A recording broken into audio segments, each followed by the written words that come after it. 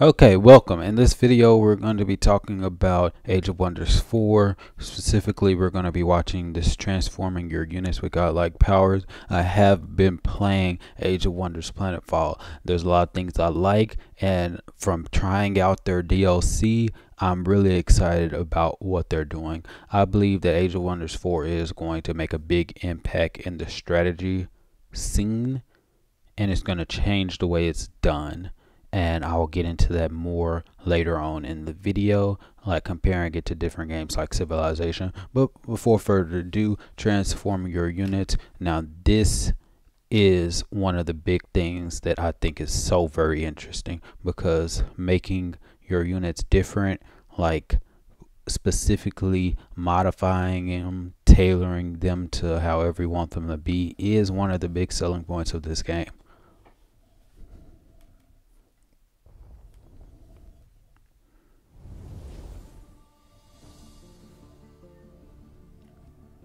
Hey there, my name is Promise. I'm a variety YouTuber with a focus on strategy games, and today I'm collaborating with Paradox to explain and demonstrate some... I've never heard of him before. I don't know who he is. I might have to check him out. I don't know. We'll see. Let's continue. mechanics for the Fantasy 4X strategy game Age of Wonders. Okay, as you saw over here, I guess these are the unit name. I don't know if you could, I'm pretty sure you could change the names of the units, because you could do that in other games. I'm not specifically which ones, because I never changed the names of the unit. You can do it in Age of Wonders Planetfall, like after you upgrade them and stuff like that. So I'm curious to see which type of civilization this is. There are a host of unique units in Age of Wonders 4, offering a wide variety of options when developing your culture and affinity. We can break these down into 4 classifications. First, let's talk about cultural units, the backbone of your army. Cultural units are trained in your cities, and the units you'll have access to are determined by the culture selected during faction creation, which was covered in an earlier video. Okay, yeah, we know all of that. So basically, when you start off your culture, you get unique stuff. Like, depending on what choices you pick, you'll start off with, let's say, the warlock, the mystic range unit, stuff like that. Now, if you're playing a melee focus, then you will be closed off from the warlocks, and then but you'll have like I'm not sure the specifics. I haven't dived deep into it, but you'll have like specifically spearman. I know that one of them I saw like a horse rider unit. So it just depends on what you pick, on what you start with. Basically what he already said. But let's continue. Each culture has different strengths and priorities, which is reflected in their unit types. This is the first time I saw the ship.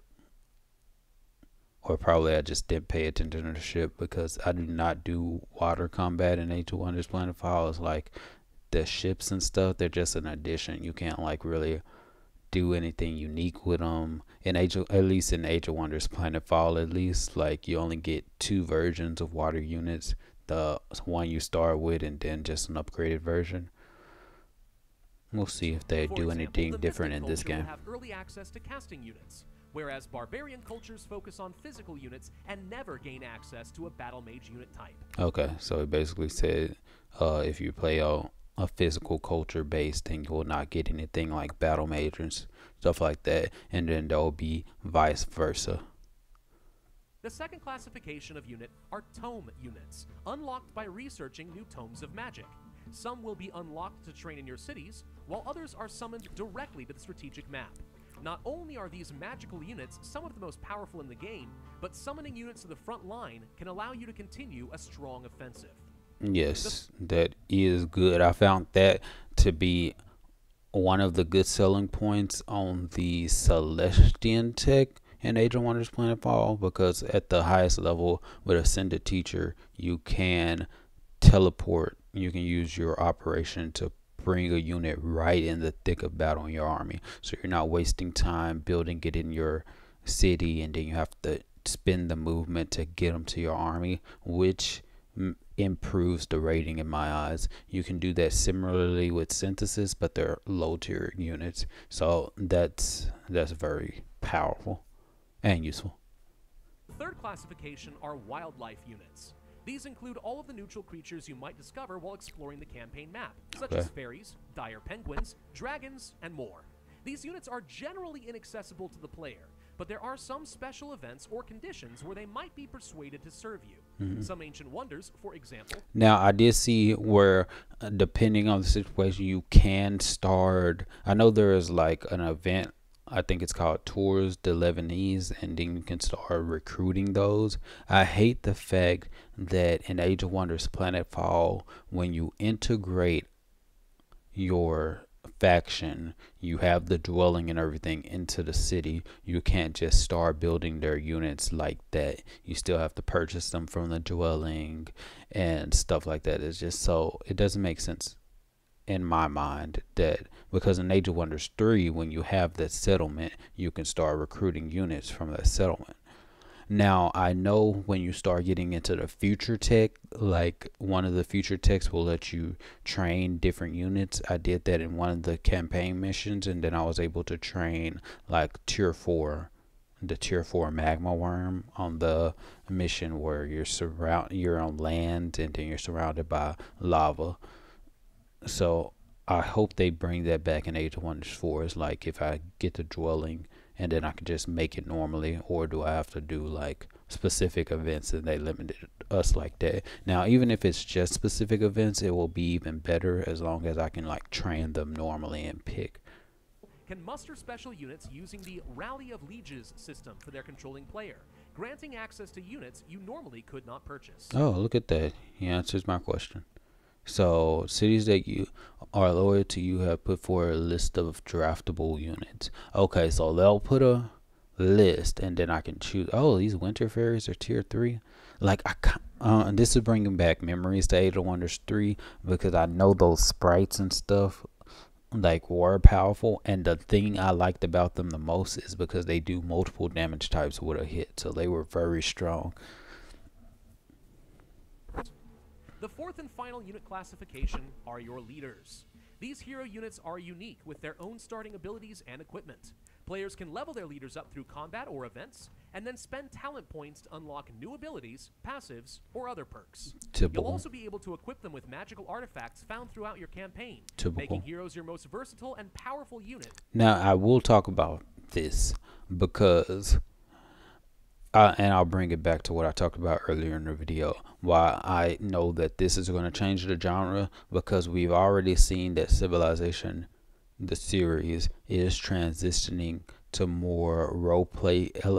I won't want to put it like that. They're just adding new things that wouldn't be in like its traditional thing. It's just upgrading. Like, for example, the cultists and stuff, like the secret societies, that's exist in history, not as realistic as what they normally been doing. And then they have hero units, stuff like that. So I think it's Civilization 7, they're going to look at this game, or they should look at this game, and the big thing that they should add is letting us create our own civilization. It just makes sense. Can you create a civilization that can stand the test of time? That's what they always say in their video games. And when they say that, we're not creating the civilization. We're just picking one of these civilizations. And it makes sense to allow us to create our own civilization, go through the lists and stuff, do some options. Okay, this is what make this culture unique to this. We can really make our own civilization. I think a game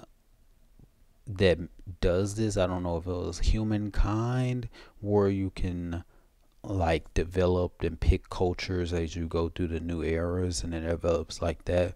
But this is one of the big things what I'm like, yes, Civilization 7 will definitely have the part about creating your own civilization. Now, the hero units, I don't think should be like this in development, like have all these slots. But if they bring back hero units like they did with Beowulf and Hippolyta, stuff like that, then sure, I guess you can keep them with their same armor. You don't have to be in depth like that. But since they already have hero units, you can do like more of a civilization take on this, where you're equipping them, outfitting their weapons and stuff like that, because we might know those heroes for those specific weapons and that specific fighting style, but that doesn't mean they started that way.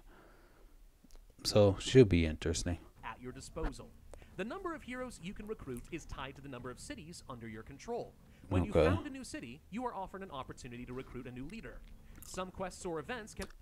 I do like how they connect it to something realistically, because like in Age of Wonders Planetfall, I see these heroes and then I'm just playing the game. A hero appears, okay. It's like they just appear. They say, oh, you can recruit this. I don't know what it's connected to, but now I know it's connected to something. It's like it makes things make sense. It's not one of those systems like I'm like, I like this one over the other. Oh, well, I do like this version because it makes everything real, so I can start planning things out. But the other system was okay for more random stuff. I don't know if this is for balancing reasons or if it's just for it just makes sense, but it looks good. can also grant you new heroes, or if you capture enemy heroes in battle, you might be able to convert and recruit them from your dungeon. If the enemy hero is a corpse and you have access to necromancy, well, Which will most likely be the civilization, well, excuse me, the culture I make. Because if you've been paying attention to Pathfinder Kingmaker playthrough, then you know about Lucia Valentine and the issue that came up with her dying, then being resurrected, and then the spell transporting her to a different universe and stuff like that. I'm going to have it transport her into this universe. And she is a tiefling in Pathfinder Kingmaker, but due to this dimensional mistake or alteration, I can fit her in the elf, because she has that elfish look but without the horns. I might be able to give her horns too. And that's why I'm interested in the modding scene, because Age of Wonders 4 Paradox Interactive already has a DLC plan that adds the dragon kind, which will be good for a different character. But I'm interested to see tieflings, because if tieflings are made, and they should be made, and that's what I want. I want tiefling. I know that the biggest part of this to make the tieflings would be to do the models. Now I don't know, because I've never modded Age of Wonders 3. I'm new to the whole modding scene. I haven't even looked into it, so I don't know like if they give you assets for modding. So if y'all know about this, like if it comes with pre-built assets in there and you can just tweak things, that would be great. Then I can just put tieflings in there myself. But otherwise, that's going to be the hard part. Luckily, they have things like Blender and ChatGPT, Stable Diffusion, Midjourney, so things should be easier, but we'll see.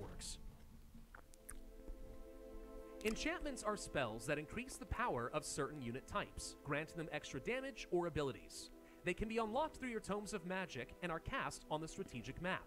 Enchantments are not localized and will affect all existing units in your empire of the appropriate type. These sustained spells do have enough. See, that's what I like, and I'm so glad they changed it. I know Age of Wonders Planetfall having the unit modifications like that, and then you'll be able to tweak them and stuff like that. Depending, you can have this modification for the same type of unit different than this mod, so you can have them, they're the same unit, different modification serves different roles. But it's like there's just a lot of work, a lot of stuff to do it. Usually I just have all the units have the same modifications. I really don't think it matters that much. Plus you can just have different units, just have more actual unique units to serve different roles, and then you could just give them a mass enchantment instead of like individual, all that micromanaging. Have the micromanagement to the actual fun stuff. But I think unit mods could be fun. So I'm like curious, okay, you have the strategic one where it affects everyone, but what if you don't? Will you have that option to be all like, hey, I want this specific one to be different? Upkeep cost, taking up a portion of your mana every turn. There are no limits to how many enchantments you can cast, aside from your mana production. Used correctly and synergized with combat spells, enchantments are your most reliable method of upgrading your units. Transformation spells are similar to enchantment spells and can be unlocked through your Tomes of Magic. Okay, let's look at this. I didn't look at this. Turns the target race into a conduit for chaotic energies, granting them Plus 10% damage for each of the target's negative status effects. Stacks up to 3 times. Vessels of Chaos. Oh, they do have a Chaos Tome progression. I don't know which tome is this. This does have this Chaos Eater. I'm really curious. I do like the options because like there's so many options, especially even with going with role playing. Now you can be all like, okay, what type of thing? For Lucia Valentine, if you don't know, she is neutral evil or lawful evil, one of those. She's definitely evil. Definitely into necromancy, so definitely getting the Tome of Souls. But other than that, she has been using Fireball recently because Fireball is amazing. It's like my favorite spell. It's just a useful spell. So I don't know Undead Fire. I know that the undead are weak to fire, so I'm like, hey, can you make like fiery undead? I'm pretty sure you can, but will it be? That would be good. That would be cool. We'll see. However, I like the instead of options. affecting only specific unit types, they affect an entire race in the world. There are 2 types of Minor race transformation. Okay. A powerful spell that transforms the essence of an entire race, granting a bonus to all races units, even those not under the caster's control. Oh, so I guess this part is like if they get mind control, they won't lose the transformation, which makes sense. The caster must be the race's keeper. I do not know what all of these underlying things they mentioned. Well, they have a little info page about them, and then they mentioned these are like the changeable things that could be changed. So these things, I guess, could be changed in mods more easily. A race can have a number of minor race transformations at once. It says can have a number, so I don't know if that just means unlimited or like it's limited based on the tomes that you research. You research more tomes, you have more minor race transformations. Transformation spells, minor and major. You can cast as many minor transformations on a race as you'd like, which can stack significant advantages onto your cultural units. That's what they say. Defensive stats, passive combat abilities, terrain bonuses, and more. Major transformations are high. See, that would be a good thing. Like if you're playing a mana, like a magic based race, which Lucia will be part of that magic based race because she is a sage sorcerer and she just embodies magic. I don't know what race though she might like take over because she'll have the elf model, but we'll see what race she finds. That's something I can just play around with. That's what I like. This is a great way because they built it in a story. You could be the champion or you can be the wizard king. The champion, if the model goes based off of the race and the culture you're in. But if you're playing as the wizard king, which just fits the situation, it's like destiny. I think sometimes when you're playing a game and you're thinking of things or just thinking of things in life and then just everything just comes together, you're just going through life, la-di-da-da-da, how we're going to make this work, and you just don't pay attention, and just life just gives you things that work. I think this is destiny. But anyway, let's continue. Tier spells that function similar to minor transformations, but a race can only have one major transformation. Yeah, this is just the same thing as minor race transformations, but you only can have one. And these are the good ones. These are the ones I really like, which really changes them up, like the demon transformation where you can make them all fly, which I think will be the best. Because if you played Age of Wonders Planetfall, which is the reason why I really think that they didn't really put too much effort in the water combat and stuff like that, because it's unnecessary. Because I prefer the races with the floating and the flying units, because if anyone has read The Art of War, knows anything about war, speed, and flying and floating units, you can just move them around and stuff like that. In this game, it'll probably be easier to combat that because you have the siege mechanics and you'll have time to defend. But in Age of Wonders Planetfall, you don't have that. You flying units, they just come from anywhere. If you don't scout and stuff like that, they'll just come in, attack your city. You don't know what's going on. They have 3 stacks of 6 units in there, like 2,000, 3,000 combat power, and then your city is gone, and then you cry your eyes out. Bad memories. That's why I turned down the difficulty. Transformation at a time. These offer some of the most powerful buffs in the game and can fundamentally change your empire. As an example, the Demonkin spell will transform your entire race into flying demonic units with fire resistance and damage buffs. I like how they showed this in the video. This transformation, flying.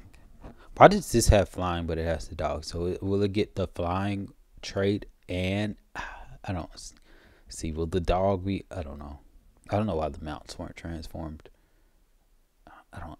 We're not gonna get into that. Like, what's the point of having the mount if you can fly? Because I know in Age of Wonders 3, when I was playing the Draconians, and that was, I don't know if Draconians were in the base game because I didn't get it as soon as it came out. I was late to the show, so I just had Draconians, or I think they're called Draconians in this one. They're flying, so they can just naturally charge because the flying helps them charge. So I don't see the point of the animal, but I guess that's just me picking things out. In the right hands, these spells can turn your armies into terrors. Demonkin is cool. That concludes our coverage of the many units available in Age of Wonders 4 and the ways you can use magic to increase their power. He says that he didn't cover all the units. Obviously, there's so much to this game, so I'm really excited. The first episode that I do will be covering pretty much everything, all the different models, all the different choices you pick with your faction, and then most likely starting a campaign because I have to learn how to play the game instead of doing my own thing. So I'm just going to play the campaign, and it works because now I have all these good people. I wonder if they'll have evil campaigns to it too, but if they have a bunch of good campaigns, they'll be great. So then Lucia will have some people to fight whenever we get to her. Battlefield. Thanks for watching. I do hope you found this video helpful. And okay, we did find it helpful. You see right here, they're doing a live stream. Oh, they already finished the live stream. Okay, thanks for watching. And if you're excited about this game, tell me why in the comments, because I already know why, but whatever.